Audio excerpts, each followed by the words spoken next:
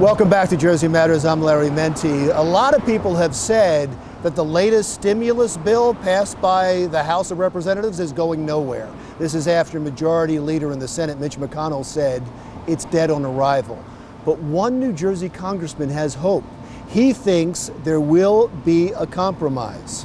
Here's my interview with Democratic Congressman Albio from New Jersey's 8th Congressional District. There was a horrible tragedy with the George Floyd killing. I think the whole country was aghast at it. And there was rightful, peaceful protest across the country that turned into riots, except in most of New Jersey and your district as well. I think that people may have thought Jersey City would also erupt, and it didn't. What did they do right there? What did the public officials like yourself do right there that the rest of the country can learn from? Well, I think for one thing, they participated. You know, I know Hoboken had participation from the elected officials. I know Jersey City had. I know I was in Weehawken with the mayor of Weehawken participating.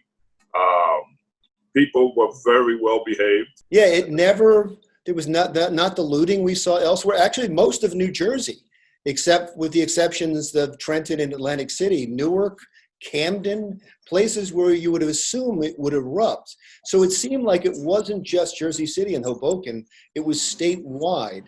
Do you have any explanation for that? It's a wonderful thing to have happen. I mean, even in Newark, I saw the mayor and some of the members of the city council participating. I mean, people like to see that. You know, you just don't run away from such a bad issue like this, the George Floyd issue. And they participated, and they were, you know, they were boisterous, but at the same time, they were civil. When this happens, Congressman, and it's happened before, unfortunately, and it probably will happen again, because it seems like we have this righteous outrage, and then it goes away and nothing gets done and nothing gets fixed. How can we make this the exception? Is there a federal response? Well, I think this is a little bit different. I Okay. think you saw the people participating in these demonstrations is a cross-section of America. They were African-American, they were whites, they were Latinos.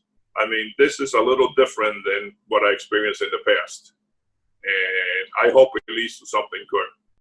I guess what I'm trying to figure out is if that has to be done locally, or there can be legislation that can force police departments to weed out the bad seeds, to be more involved in their community, to do more of what New Jersey has done apparently, because they have been a shining example. Is that possible, or is it local? Well, look, it starts on the local level. We're a very diverse state.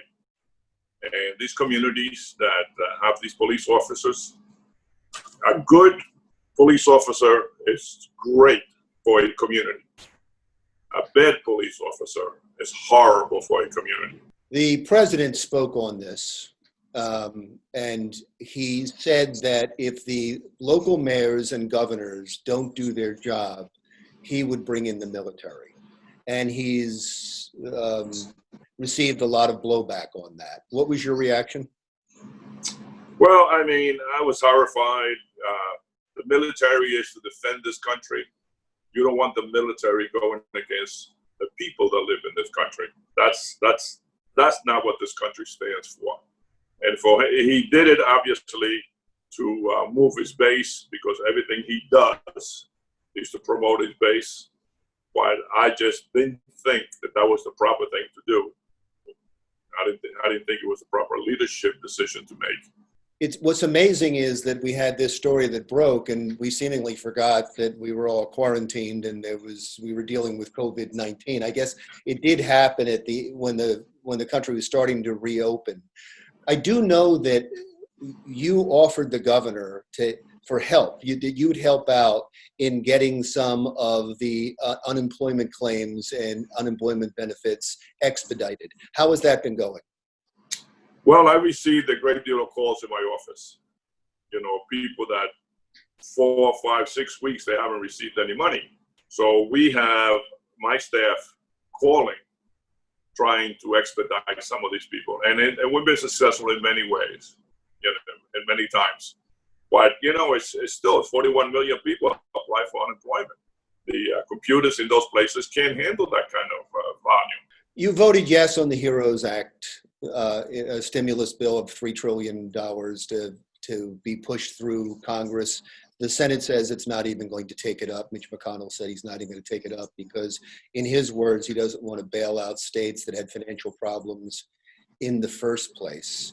Is that going to be it? The HEROES Act is voted on and then there's a stalemate and it never gets signed? Or do you go back to the drawing board, or what happens now? Well, I'm hopeful that we go back and there's a conference between the Senate and the Congress, and they can come up with a bill. Obviously, we're not going to get everything we put in that bill, and I'm hopeful that we can get some of the things in that bill. But look, communities need assistance. States need assistance. People who pay mortgages need assistance. And it's all a trickle-down effect. If I can't pay my mortgage, the mortgage company cannot send the tax that are due on that property to the municipality. So the municipality runs a deficit. That's going to lead to unemployment. That's going to lead to, let cops go and firemen go. And the state is going to run the same thing. So we have to find a way of, at least for the next year or two, to prop up municipalities and state until we get back on our feet. This is not something that is forever. So where do you think this stimulus bill stands right now? It's in conference and you're just hopeful, but what do you think the chances are that any of this gets through? I think some of it will get through. Okay. If they want to bring back the economy, if they want to bring people back to work, you have to help municipalities and you have to help some of these states. I ran into a woman the other day. She's complaining. She says, look, I have no money. I'm not working. I had to end my cable television. I know cable is a luxury, but she said to me, I can't educate my son now because my son was getting educated through the internet. So everything has a trickle-down effect.